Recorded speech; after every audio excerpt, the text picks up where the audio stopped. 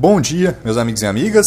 Vamos aqui para a continuação da reunião. Devido a problema de gravação na questão do áudio, eu estou, a partir de agora, depois de uns 30 minutos, encerrando a gravação e começando uma nova, para não correr o risco de perder todo o áudio. Ok? Então, depois de a gente ter aprendido sobre toda aquela questão da King James e os apócrifos e essas outras versões, a gente chega naquela questão que a gente tem muitas versões de fato. A gente tem muitos tipos de Bíblia diferentes que falam coisas diferentes. Mas a gente tem muitas verdades. A verdade, ela é relativa, ela muda de pessoa para pessoa? Não, a verdade é absoluta, ok? A gente tem muitas versões, mas somente uma verdade. E para ilustrar essa questão, eu trouxe dois exemplos aqui. Um exemplo matemático, bem simples, ninguém precisa estressar, ok? Ninguém precisa ficar com medo. E um exemplo com cor, mais fácil ainda. Então vamos para o primeiro exemplo aqui. 2 mais 2 é igual a quanto? A gente tem a alternativa A aqui, que diz que 2 mais 2 é igual a 3. Tá certo isso? Isso é verdade? Tá errado. Tá errado. Esse cálculo matemático, por mais que esteja próximo da resposta verdadeira, ele ainda assim está errado. Agora, 2 mais 2 é igual a 76? Tem alguma coisa de certo aqui? Está próximo da realidade esse texto, esse cálculo? 100% errado. É impossível você chegar a 76 a partir dessa conta aqui. 2 mais 2 é igual a menos 6. Alternativa C. Também. 100% errado. Como que você chega no número negativo nessa soma? Ok? É absurdo pensar que a alternativa B e a alternativa C existem, que pessoas considerariam marcar numa prova essas duas questões. Ok? E a gente tem a alternativa D, que 2 mais 2 é igual a 4. Essa é a resposta certa. A resposta claramente você consegue observar que ela é a verdadeira. Beleza? Vamos aqui para o segundo exemplo. Essa parte aqui dessa cor misteriosa. A resposta A diz vermelho. Isso é vermelho? Não. Isso é amarelo? Também não. Está bem longe de ser. Roxo? Não. Não está correto também. Não é roxo essa cor. Mas dá para ver que ela é próxima de um roxo. A gente tem tonalidades dessa cor aqui em questão que são muito próximas do roxo. Mas a resposta certa, assim como na outra, é a D. Azul, ok? Azul é a cor e a resposta é 4. O que eu gostaria de mostrar com essa questão? Primeiro, que a gente não tem várias verdades. E segundo, que existem coisas que são mais próximas da verdade do que as outras.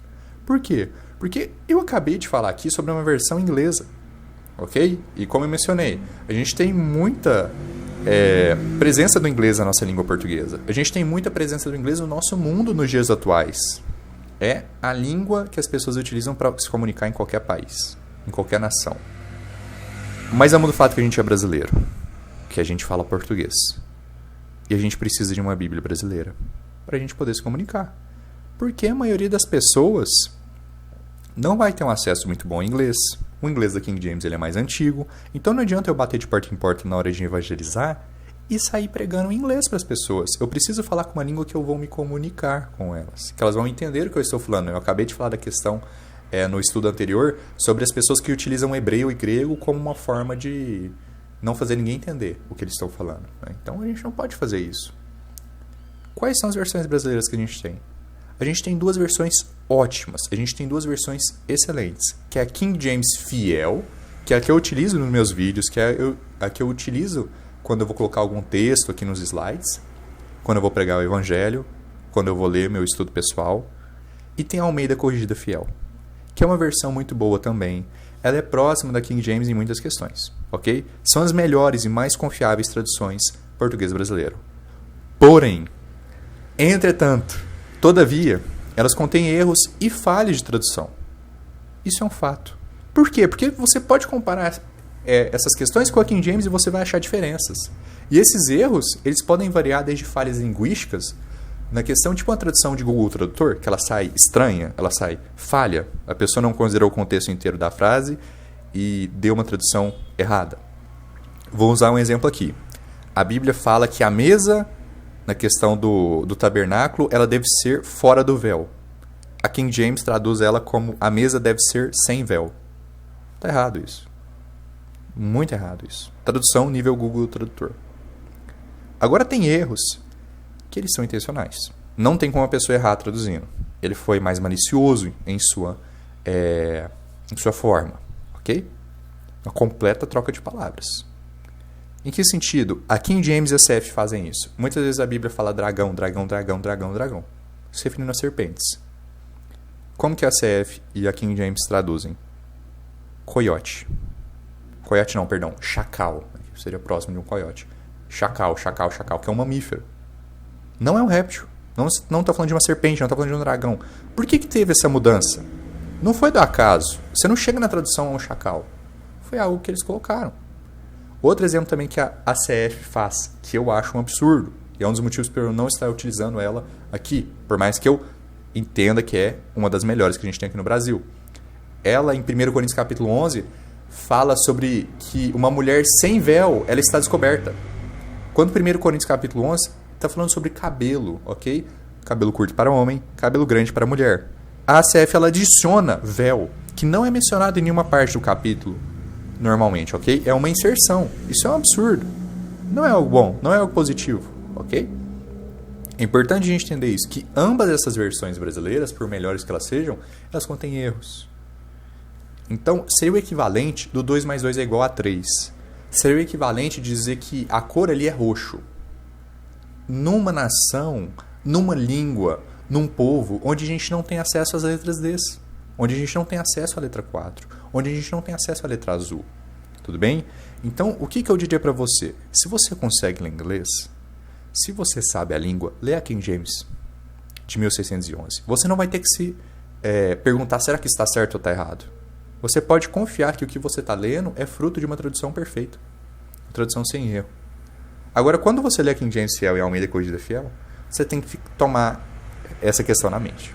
Porque às vezes um versículo que você está lendo pode estar traduzido de uma maneira estranha. De uma maneira que não é correta. E eu vou estar trazendo aqui no canal exemplos disso. Para ajudar as pessoas a verem essas diferenças claramente. Ok? Sobre esses erros de tradução. A gente precisa ter isso em mente. Que a gente não tem uma versão perfeita traduzida para o português até os dias atuais. Quem sabe, se Deus quiser, algum dia a gente vai ter. Ok? Opa, perdão, pulou vários slides aqui. Ok? Então vamos aqui para essa questão aqui, que é muito importante a gente entender que é mais do que uma preferência a versão bíblica que a gente utiliza.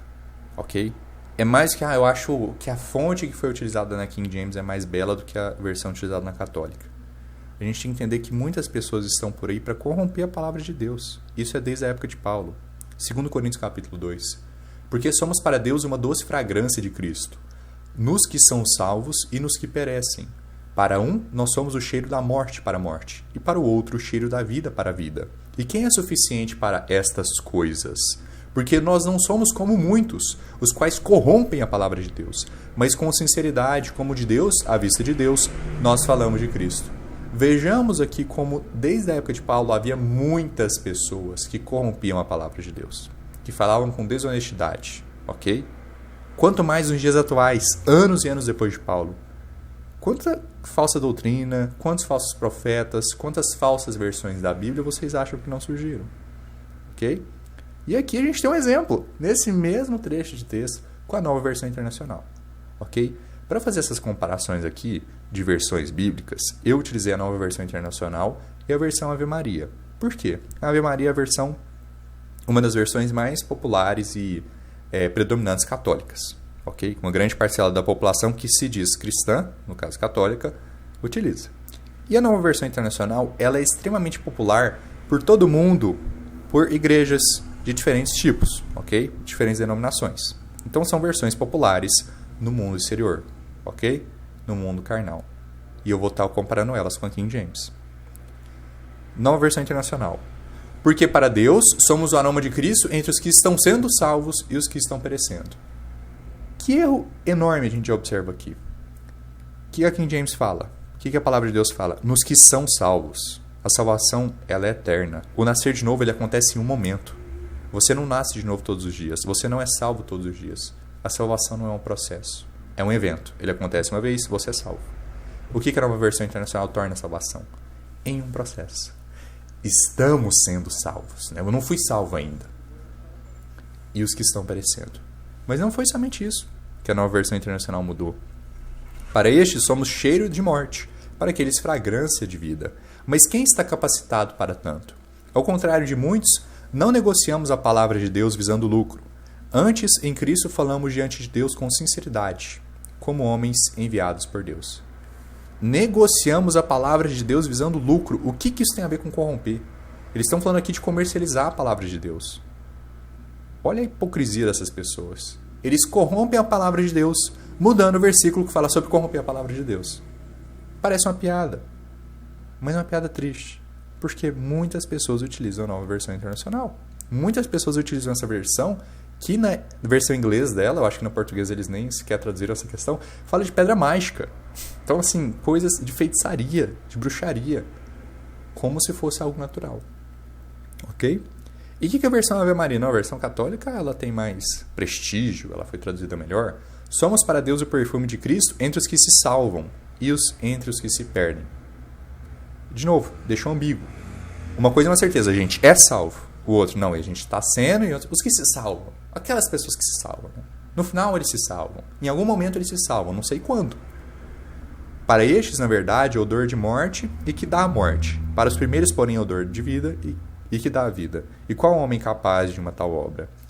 É que, de fato, não somos como tantos outros falsificadores da palavra de Deus, mas é na sua integridade, tal como procede de Deus, que nós a pregamos em Cristo, sob os olhares de Deus. Pelo menos eles não corromperam tanto. Pelo menos eles mantiveram essa ideia de falsificador da palavra de Deus. Mas não para por aí. Porque a gente entra num mundo absurdo mesmo, parece coisa de ficção científica, parece coisa de um RPG de mesa, coisa de mundo de fantasia. Um mundo de monstros e deuses que essas novas versões trazem. Jó capítulo 3, versão King James. Amaldiçoem-na aqueles que amaldiçoam o dia, que estão prontos para levantar o seu pranto. Perdão, gente, espirrei aqui. Então aqui Jó ele está muito triste com os eventos que estão acontecendo, né, com os testes que ele está passando, ter perdido os filhos, está com toda a substância dele sendo perdida. E ele fala isso acerca do dia em que ele nasceu. Que as pessoas que amaldiçoam, com as pessoas que estão tristes, as pessoas que se lamentam, amaldiçoem o dia que eu nasci. Essas pessoas que já estão tristes, que já estão furiosas, amaldiçoem o dia que eu nasci. Que estão prontos para levantar o seu pranto, para levantar o seu choro. Ok? Totalmente no contexto da situação. Totalmente compreensível. Olha como que as outras versões traduzem isso. Amaldiçoem aquele dia os que amaldiçoam os dias e são capazes de atiçar o Leviatã. O que isso tem a ver com a frase? O que isso tem a ver com o contexto? Leviatã, de fato o Leviatã é mencionado no livro de Jó, bem lá no finalzinho, nos últimos capítulos de Jó. Leviatã é uma serpente, é um dragão, é um grande réptil marinho, ok? Capaz de cuspir fogo. É um ser vivo, bem similar aos répteis pré-históricos e dinossauros, que a paleontologia descreve. O que tem a ver? Atiçar o Leviatã. Parece que é como se fosse pessoas que conseguem summonar, chamar o Leviatã, né? Colocar sob o comando. É interessante porque capítulo 41, não sei se exatamente é o 41 que fala de Leviatã, mas os últimos capítulos de Jó falam justamente que Leviatã é um animal que não tem controle. É um animal que ele ri de qualquer pessoa, que ele luta contra qualquer pessoa, que ninguém pode colocar o Leviatã sob controle. E aí, no capítulo 3, não, as pessoas conseguem atiçar ele, as pessoas conseguem evocar ele, chamar ele, que é como a versão católica traduz, né? Que amaldiçoem os que amaldiçoam o dia, aqueles que são hábeis para evocar Leviatã. Virou um negócio aqui de Senhor dos Anéis, de Harry Potter. Eu vou evocar o Leviatã, eu vou atiçar o Leviatã, eu vou pegar minha pedra mágica, como é outro exemplo também que a nova versão internacional traduz. Em Provérbios. Não para por aí. Daniel capítulo 3. A gente tem a história de Sadraque, Mesaque e Abednego sendo jogados na fornalha de fogo e uma aparição muito legal no Antigo Testamento de Cristo. Ele respondeu e disse: Eis que vejo 4 homens soltos, caminhando no meio do fogo, e eles não têm ferimento, e a forma do quarto é semelhante ao Filho de Deus. Olha só que legal, a gente tem uma menção de Cristo no Antigo Testamento. Nas outras versões, não. Nova versão internacional. O que o Nabucodonosor fala? E o rei exclamou: Olhem, estou vendo 4 homens, desamarrados e ilesos, andando pelo fogo, e o quarto se parece com o filho dos deuses. O que é um filho dos deuses? Existem deuses? Não era Cristo, era outra coisa? Então, assim, essa questão de tirar a menção de salvação, tirar as menções de Cristo, inserir coisas mitológicas, coisas relacionadas com o folclore. O que essas pessoas querem fazer, além de ganhar muito dinheiro vendendo uma versão nova que lança de tempo em tempo, é também tornar a palavra de Deus em algo bobo, em algo louco, em algo que não faz sentido. Falando de Leviatã, falando de deuses, filhos de deuses, eles querem tirar um crédito acerca da santidade e da importância da palavra de Deus. Eles dão argumento para os ateus, basicamente. Infelizmente é assim. Infelizmente, os falsos profetas amam fazer isso. Tornar a causa cristã em uma piada. Daniel capítulo 3, Ave Maria. Nossa, é até difícil assim, de imaginar. Prestem atenção na numeração do versículo. Versículo 25, ok? Nabucodonosor está falando desse quarto homem. Olha na igreja, na Bíblia Católica.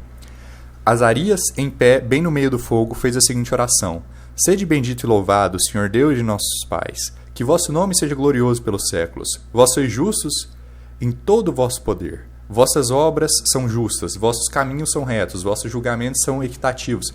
Então, Azarias é jogado no meio do fogo e ele começa a fazer essa longa oração. Ele começa a orar essa oração e, no caso, tem até uma segunda oração que eles oram durante o fogo, que dura até o versículo 92. Olha o tanto que eles aumentaram esse capítulo. Olha o tanto que eles inseriram informações que não aconteceram nesse versículo. O que era para estar no versículo 25 de Daniel, para ele estar no versículo 92. Pois bem, replicou o rei, eu vejo 4 homens soltos que passeiam impunemente no meio do fogo. O quarto tem a aparência de um filho dos deuses. Então, faz esse rodeio todo de 92 versículos só para falar a mesma coisa que a Nova Versão Internacional, só para corromper ainda uma menção de Cristo. Gente, isso é algo sério, não é algo pequeno. Não é, deixa, quem se importa se é dragão, se é coiote, ou se é chacal, ou se é Leviatã, ou se é deuses ou Deus. É muito importante isso. Toda a palavra de Deus é pura. E se você não estabelece o seu limite, se você não estabelece o seu firmamento, você pode mudar qualquer coisa. Não importa. Não importa se as pessoas não acreditam em Gênesis. O que a Bíblia diz sobre a criação do mundo, aquilo não é verdade, não. Aquilo é só simbólico. Aí vira uma questão de, o que Jeremias profetizou era só simbólico, Jeremias nunca existiu. Não, Jesus era só uma ideia também. Não foi uma pessoa de verdade, ele não era filho de Deus, era só um simbolismo. Se você não coloca os seus princípios, se você não pega e fala, a Bíblia é a palavra de Deus, se você não tem seus fundamentos, você não tem nada. Essas versões, elas chegam a um ponto de mudar o nascimento virgem de Cristo. Ela chega a um ponto de remover versículos falando sobre a Trindade, falando sobre a natureza de Deus. Olha o absurdo que é. 1 João capítulo 5. Porque 3 são os que dão testemunho no céu: o Pai, a Palavra e o Espírito Santo. E estes 3 são um. E os 3 são os que testificam na terra: o Espírito e a água e o sangue. E estes 3 concordam em um. O que é importante de entender aqui nesse versículo? O versículo 7, eu utilizo ele várias vezes para pregar o Evangelho. Várias pessoas utilizam diversas vezes para pregar contra falsas doutrinas, que dizem que Jesus não é Deus, ou que Jesus é Deus o Pai, que eles são todos os mesmos, porque esse versículo diz claramente que a gente tem 3 pessoas e um Deus. Não é assim na versão internacional. Não é assim na versão católica. Há 3 que dão testemunho: o Espírito, a água e o sangue. E os 3 são unânimes. Eles arrancaram uma parte enorme do 7 e do 8 e fizeram um versículo só, basicamente, né? Um sentido só. Tanto que não é de se surpreender que muitas versões bíblicas dos dias de hoje, elas têm essa questão que elas fazem um texto inteiro. E nada contra, porque não torna errado você não utilizar versículo, né? Ou você fazer um texto completo. Mas por que é interessante a gente chamar a atenção para esse texto, em vez dessa separação de versículo que a Nova Versão Internacional faz, que algumas outras versões fazem? Porque você não consegue perceber essas minúcias. Você não consegue perceber, tá faltando um versículo inteiro aqui. Porque parece que é tudo um texto só, né? Então eu utilizei aqui como exemplo a unificação do versículo 7 e 8 em um texto só, que parece uma coisa só. Versão católica: são assim 3 os que dão testemunho: o Espírito, a água e o sangue. Estes 3 dão o mesmo testemunho. Você nem percebe a diferença. Você nem vê que eles removeram um versículo essencial para a salvação. Assim como mudaram também entre o que é ser salvo, assim como mudaram também sobre Leviatã, sobre a aparição de Jesus, eles também mudam sobre o nascimento virgem. Lucas capítulo 2. E José e sua mãe, vejamos como a Bíblia faz uma diferenciação entre Maria, mãe de Jesus, e José, se maravilharam das coisas que eram faladas sobre ele. Nova versão internacional. O pai e a mãe do menino estavam admirados do que fora dito a respeito dele. Transformam José em pai de Jesus. Isso aqui é o narrador falando, não é uma pessoa dizendo, José é o pai de Jesus, é o narrador. Eles fazem com que a Bíblia diga que seu pai e sua mãe estavam admirados das coisas dele, se diziam. Então Jesus não é filho de Deus. Jesus não teve o nascimento virgem, porque José é pai dele também. Ok? Não é coisa de se brincar aqui. Não é algo correto a gente mudar a palavra de Deus. Não é algo de nenhuma forma ético e correto, que Deus se alegra. A gente tem até em Apocalipse, Deus dizendo que se qualquer homem adicionar ou remover da palavra de Deus, o nome de pragas vão ser adicionadas a ele e o nome dele vai ser removido do livro da vida. É uma coisa que causa reprovação a gente adicionar a palavra de Deus, a gente remover, a gente mexer com a palavra de Deus. Com essa maravilha sem fim que é a Bíblia.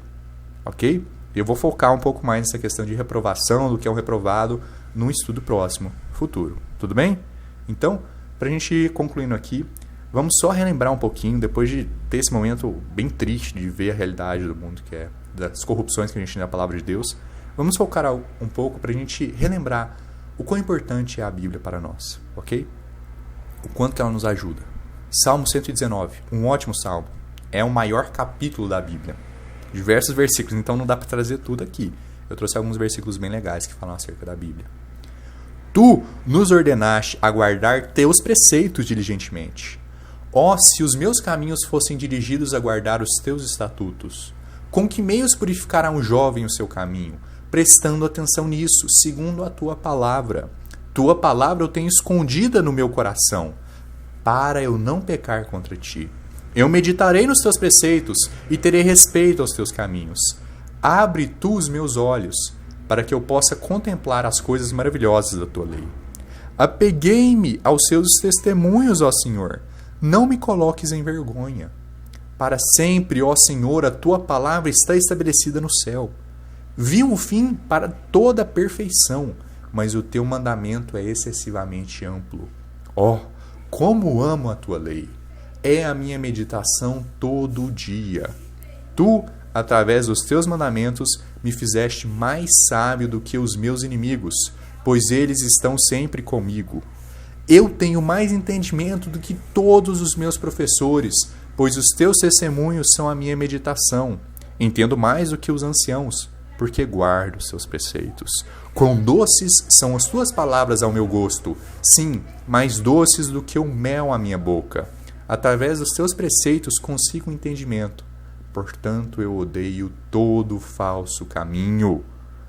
Tua palavra é uma lâmpada para os meus pés e luz para o meu caminho. Como que eu posso melhorar as minhas ações? Como que eu posso endireitar o meu caminho? Como que eu posso viver bem? Como que eu posso ter sabedoria? Como que eu posso estar firme em meus caminhos? Como que eu posso ser mais sábio que meus inimigos? Como que eu posso crescer em minha vida espiritual? Como que eu posso ser mais sábio que os meus professores? Amando a lei de Deus. Sem a Bíblia, a gente não tem uma lâmpada para os nossos pés. A gente não consegue endireitar o nosso caminho. A gente não sabe o que é certo e o que é errado. A gente não tem essa definição, preto e branco. A gente não tem essa verdade. A gente tem verdades. A gente tem talvezes. A gente tem deve ser assim. A gente tem a minha verdade, a sua verdade, a verdade dela, a verdade dele. A Bíblia não fala disso. A Bíblia fala da verdade do Senhor, da palavra do Senhor, os testemunhos, os julgamentos, as justiças de Deus. E é nessa lei que eu vou meditar todo dia. É nessa lei que eu vou me apegar. É nessa lei que eu vou guardar no meu coração. Mas se para você a palavra de Deus não foi preservada, se para você qualquer versão pode ser, não tem importância nenhuma, para você nada disso importa. Não tem o que é certo. Porque você pode mudar o que for e não tem nenhuma consequência. Tudo bem? Então a gente chega aqui na conclusão. O que a gente pode tirar de conclusão desses dois estudos que a gente fez? Primeiro, a Bíblia é perfeita. Ela é perfeita, ela foi preservada por Deus, e não somente isso, mas ela tem um poder, ela tem uma eficácia, ela é mais afiada do que qualquer espada de 2 gumes. Portanto, irmãos e irmãs, estudem a Bíblia, meditem na Bíblia, façam o que está sendo escrito em Salmo 119. Todos os dias leiam a Bíblia. É a minha meditação todo dia. Okay? Vamos ser mais sábios, vamos ter mais entendimento, vamos estar caminhando sobre um chão sólido e firme. Tenhamos atenção à tradução que estamos lendo também. Não adianta você pegar uma Nova Versão Internacional, devorar a Nova Versão Internacional e pegar o tanto de lixo de versículos corrompidos. Pegue uma King James, fiel. Pegue uma CF. Se você consegue ler inglês, melhor ainda. Pegue uma King James 1611. Ok?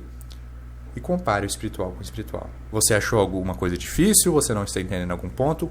Veja o que os outros livros da Bíblia falam sobre isso. Leia com atenção. Você vai conseguir entender. Ok? A Bíblia é um livro completo. Para a gente concluir aqui, Salmo 138.